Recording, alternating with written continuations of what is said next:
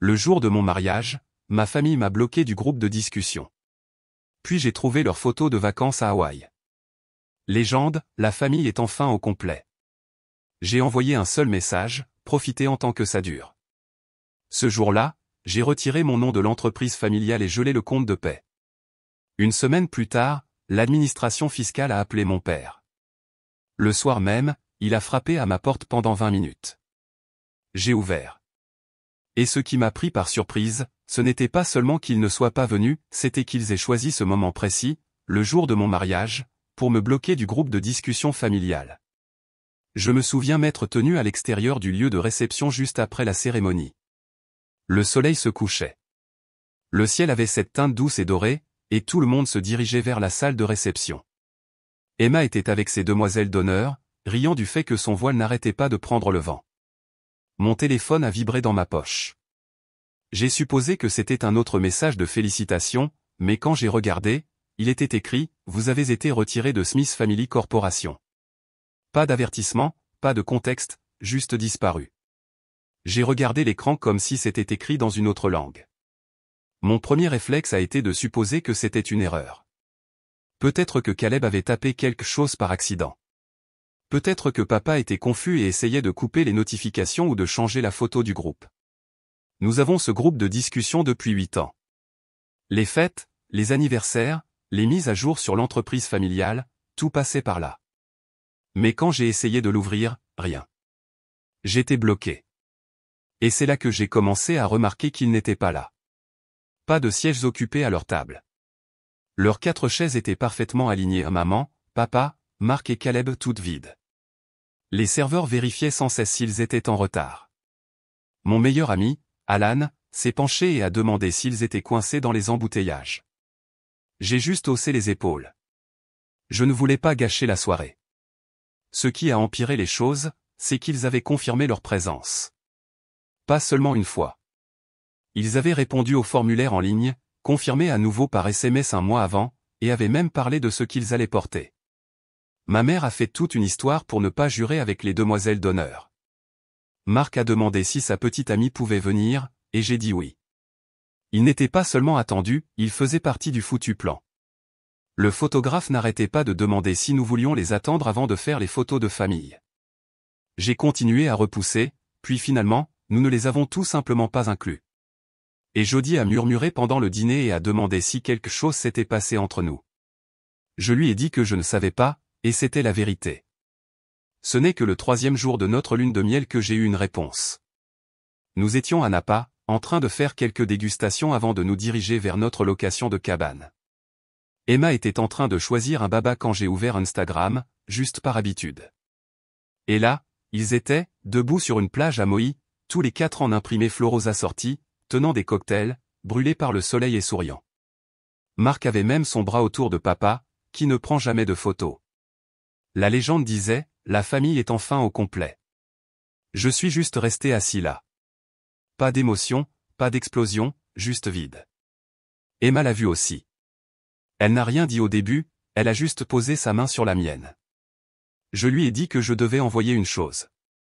J'ai ouvert WhatsApp depuis son téléphone. Elle était toujours dans le groupe, et j'ai tapé un seul message, profitez en tant que ça dure. Puis j'ai ouvert mon ordinateur portable. Smith Endro Logistique n'était pas seulement l'entreprise de mon père, j'avais passé les 6 dernières années à la transformer en quelque chose de réel. Nous étions copropriétaires, mais c'est moi qui nous avais mis en ligne, décroché le contrat Walmart, automatisé la moitié de la logistique. J'avais mis en place le protocole de double signature pour les transactions supérieures à $10 000.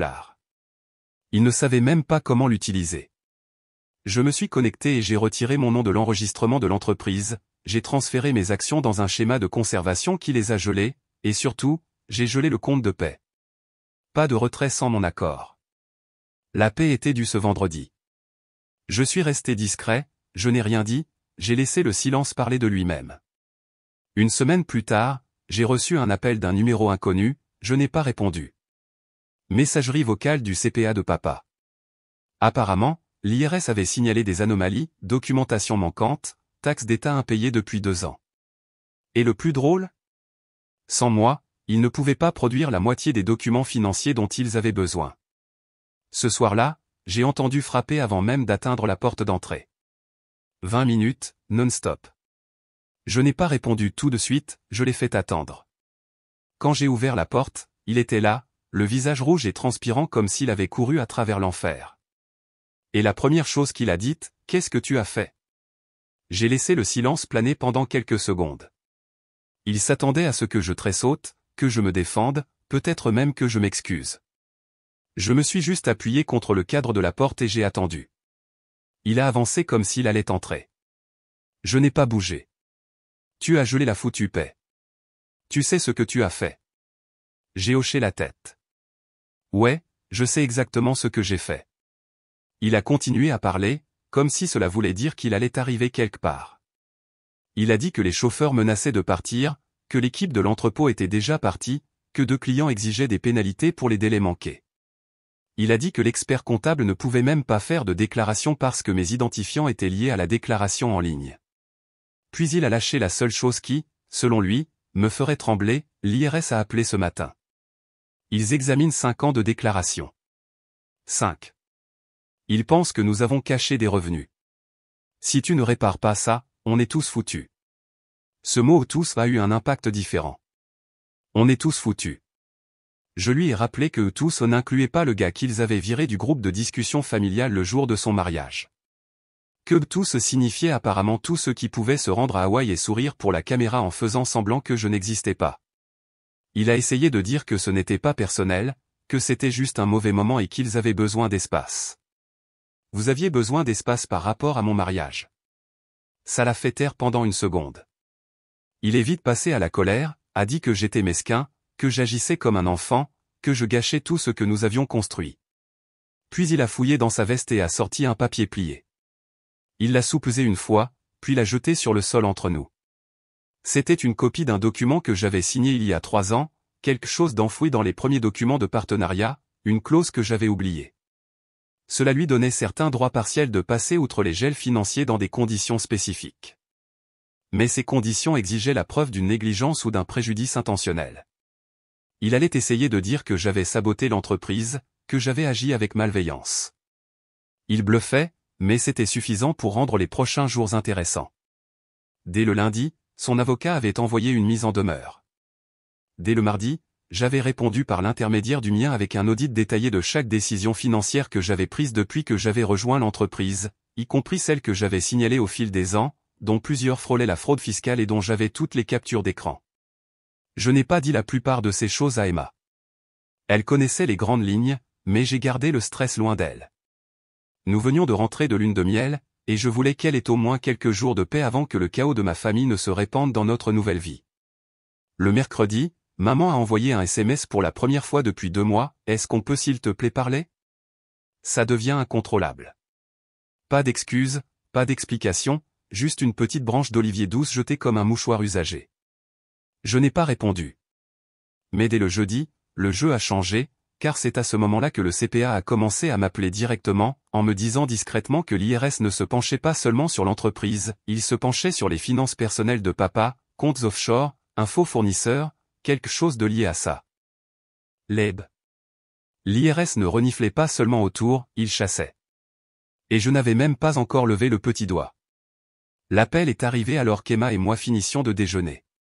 Nous étions en train de trier les cartes de remerciement à la table à manger, et pour la première fois depuis le mariage, j'avais l'impression que les choses commençaient à se stabiliser. Nous plaisantions sur l'écriture de qui était la plus mauvaise quand mon téléphone a vibré avec un numéro inconnu. Je me suis éloigné et j'ai répondu.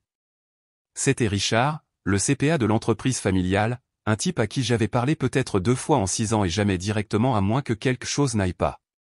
Il n'a pas perdu de temps. David, écoute, je sais que tu n'es plus impliqué, mais tu dois être au courant de ce qui se passe. Sa voix était coupée, aiguë. Je n'ai même pas demandé comment il avait eu mon numéro, j'ai juste écouté. Il s'avère que, lorsque j'ai gelé le compte de paie, cela a fait plus que faire rebondir quelques chèques de paie. Cela a perturbé une transaction qui était en cours de transfert, une transaction signalée pour un audit par l'équipe de conformité de la banque. Le compte était sous un fournisseur écran, censé fournir la maintenance du logiciel de flotte, mais ce fournisseur n'existait pas. L'adresse était un magasin de boîtes aux lettres dans le Nevada, et le nom sur les documents de fondation du fournisseur, Caleb. C'est là que les choses ont commencé à s'emboîter. Pourquoi Caleb était toujours si désinvoltement impliqué dans l'entreprise? Pourquoi il n'avait jamais à expliquer ce qu'il faisait réellement? J'ai demandé à Richard à quel point c'était grave. Il a fait une pause, puis a dit que l'IRS avait maintenant transmis l'affaire à un enquêteur criminel. Il ne se penchait pas seulement sur une transaction, il fouillait dans les 5 dernières années. Apparemment, mon retrait avait exposé la chaîne d'incohérences, fausses factures, contrats gonflés, revenus étrangers non déclarés, et mon père avait utilisé ma signature numérique sur plusieurs documents que je n'avais même pas vus. J'ai raccroché et je suis resté assis avec ça pendant un moment.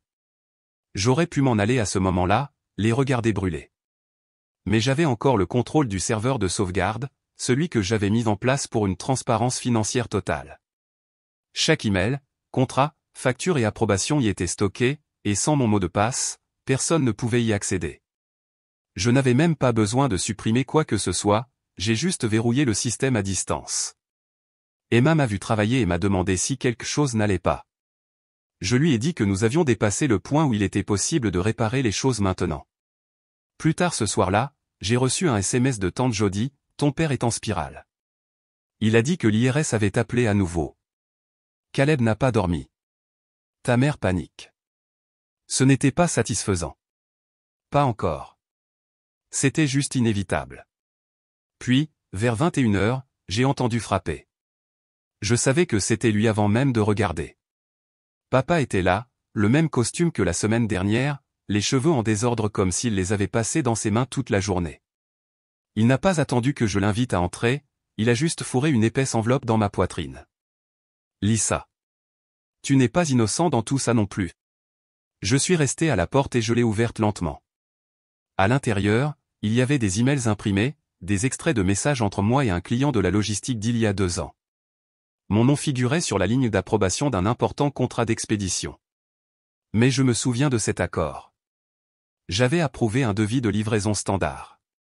C'est lui qui avait modifié la facture plus tard pour gonfler le coût de la livraison et cacher des fonds supplémentaires. Il s'est penché et a dit, si l'IRS voit ces emails hors de leur contexte, ils ne s'en prendront pas seulement à lui, ils s'en prendront à moi aussi. Il pensait que cela me ferait peur, que je laisserais tout tomber, que je me reconnecterais, que je dégelerais les comptes et que je les aiderais à réparer le gâchis. Je n'ai même pas sourcillé. Bonne chance avec ça, ai-je dit. Vous avez altéré ces chiffres, pas moi. Son ton a changé. Il a essayé de faire appel à moi, puis a dit que si je revenais maintenant, nous pourrions nettoyer tout ça ensemble. Il a dit que c'était toujours une entreprise familiale, qu'ils avaient fait une erreur en manquant le mariage, mais que nous pouvions passer à autre chose. C'était la première fois qu'il en parlait, et il pensait que cela suffirait, qu'une vague mention de m'avoir abandonné le jour le plus important de ma vie rendrait tout cela acceptable d'une manière ou d'une autre. J'ai juste secoué la tête. Vous avez brûlé ce pont. Maintenant, vous êtes en colère que le feu se propage. Il est resté là pendant une seconde de plus, comme s'il allait dire autre chose, puis il s'est retourné et a descendu l'allée.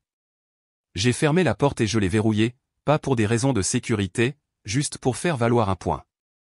Le lendemain matin, j'ai reçu un email de notre ancien conseiller juridique. Apparemment, mon père essayait de céder des actions de l'entreprise à un tiers lors d'une vente de panique pour lever des liquidités, mais il n'y parvenait pas. Mon nom était toujours lié à tous les actifs majeurs, et maintenant l'enquête l'était aussi. Je m'attendais à des retombées, des SMS de colère, des menaces, peut-être même un message vocal désespéré de ma mère essayant de recoller les morceaux. Ce à quoi je ne m'attendais pas, c'était d'entendre quelqu'un qui ne m'avait pas parlé depuis plus de 10 ans. Vendredi matin, j'ai reçu un email d'un nom que je n'avais pas vu depuis le lycée, oncle Grant, le jeune frère séparé de mon père. Il avait été poussé hors de l'entreprise quand j'étais encore à l'université. L'histoire qu'on m'a toujours racontée, c'est qu'il avait mal géré les fonds et causé des problèmes au conseil d'administration. Son email était court. J'ai entendu ce qui se passe. J'attendais que quelqu'un finisse par le voir. Si tu veux avoir toute l'histoire, rencontre-moi. J'ai tout. Je n'ai pas répondu au début. Je ne savais même pas quoi en penser. Emma m'a encouragé à y aller, a dit, peut-être que cela t'aiderait, à tout le moins, à comprendre ce à quoi tu étais vraiment confronté. Alors je l'ai rencontré dans un restaurant à 2 villes de chez moi. Il avait l'air plus vieux que dans mes souvenirs, mais il ne semblait pas amer, juste fatigué. Il a fait glisser un dossier Mani sur la table avant même que nos cafés n'arrivent. À l'intérieur, il y avait des copies d'anciens virements bancaires, des emails, et un document particulier qui m'a retourné l'estomac. C'était un accord de rachat daté d'il y a 8 ans avec la signature de mon père et celle d'oncle Grant. La raison du rachat, pas la mauvaise gestion, pas l'échec, mais le silence. Apparemment, oncle Grant avait découvert que papa et Caleb avaient détourné des revenus supplémentaires provenant de location d'entrepôts vers une entreprise parallèle, une société écran privée au nom de maman qui achetait et revendait des camions commerciaux à des prix gonflés, principalement à notre propre entreprise. C'était une arnaque complète, qui saignait l'entreprise à blanc tout en renflouant leur compte personnel. Quand Grant l'a découvert, papa lui a offert un dédommagement à une condition, qu'il disparaisse et n'en parle plus jamais. Il a accepté l'accord, mais a conservé les documents au cas où. Maintenant, avec l'IRS qui encercle et les murs qui se rapprochent, il a pensé qu'il était temps que quelqu'un d'autre le sache. J'ai tout pris, scanné, sauvegardé 2 fois, puis je l'ai remercié et je suis parti. Le lendemain, l'équipe juridique de Smith & Rose m'a envoyé une demande de participation urgente à un appel de médiation. Ils espéraient régler tout rapidement, discrètement, m'offrir un rachat complet de mes actions en échange de la libération de l'accès aux comptes et serveurs verrouillés. J'ai ignoré le message. Le même après-midi, Emma est rentrée à la maison avec ses propres nouvelles. En faisant du shopping en centre-ville, elle a rencontré l'un des employés de l'entrepôt, Diego, un type qui était dans l'entreprise depuis que j'avais commencé. Il lui a raconté quelque chose d'étrange. Apparemment, mon père avait dit aux employés que j'étais la raison pour laquelle personne n'était payé, que j'avais saboté le système après une dispute avec mes frères. Il essayait de les monter contre moi, disait que j'étais amer et instable. Je ne me suis même pas fâché, j'ai juste ri, parce que dès le dimanche, il s'est passé quelque chose qu'aucun d'eux n'attendait. L'IRS n'a pas seulement gelé les comptes de l'entreprise, ils ont également gelé les comptes personnels, ceux de mon père, de ma mère et de Caleb. Tous en attente d'une enquête formelle. Pas d'accès, pas de transfert, pas d'avertissement. Emma et moi étions en train de dîner quand j'ai reçu l'alerte. Tous les 3 figuraient sur une liste de blocage financier émis dans le cadre de l'enquête plus large sur la fraude. Ils étaient bloqués de leur argent, de tout. J'ai posé ma fourchette, me suis penché en arrière et j'ai souri. Le château de cartes n'était pas seulement en train de tomber, maintenant il s'était effondré. Lundi matin, je me suis réveillé avec 33 appels manqués, 9 de papa, 10 de maman, le reste partagé entre Marc et Caleb. Pas un seul message vocal, juste une panique silencieuse. À midi, j'avais reçu 2 emails de l'IRS demandant des copies des enregistrements financiers de sauvegarde, en particulier la correspondance archivée, les contrats et l'activité des fournisseurs auxquels seul moi pouvais accéder. Je n'ai pas encore répondu. Je voulais qu'ils transpirent. Ce soir-là, j'ai reçu un coup de fil inattendu. Emma a vérifié par le Judas en premier. C'était ma mère. Je ne l'avais pas vue depuis Noël, il y a 2 ans. Elle préférait toujours jouer le rôle de partenaire silencieuse dans les catastrophes familiales, passive, souriante, jamais directement responsable, mais cette fois c'était elle qui se tenait à notre porte, serrant son sac à main comme si c'était la dernière chose stable dans sa vie. Elle a demandé à entrer. Emma a quitté la pièce. Nous sommes restés assis en silence pendant quelques secondes, puis elle s'est lancée dans des excuses répétées. Elle a dit qu'elle ne connaissait pas toute l'histoire, qu'elle n'avait jamais accepté de sauter le mariage, que papa l'avait convaincu qu'il serait moins tendu s'il partait juste en week-end. Elle a insisté sur le fait qu'elle avait essayé d'appeler. Je lui ai dit qu'elle aurait pu essayer plus fort, je lui ai dit que j'avais vu la photo de groupe, celle avec la légende sur la famille enfin au complet. Elle a changé de vitesse rapidement, a dit qu'ils étaient en difficulté, que le gel de l'IRS signifiait qu'ils ne pouvaient pas payer leur hypothèque, leur carte de crédit, même leurs courses. Elle a dit que papa était en train de s'effondrer, que Caleb avait fait une dépression, et que si je ne les aidais pas, tout ce que nous avions construit, toutes les années que nous avions passées à construire l'entreprise, serait détruit. Puis elle a dit quelque chose qui m'a glacé le sang. Nous sommes au courant du fonds d'urgence. Je me suis figé. C'était quelque chose qu'Emma et moi avions mis en place il y a des années, un compte d'investissement séparé à mon nom lié à une fiducie, même pas lié à l'entreprise. Nous l'avons gardé hors des livres. Seules quelques personnes savaient qu'il existait.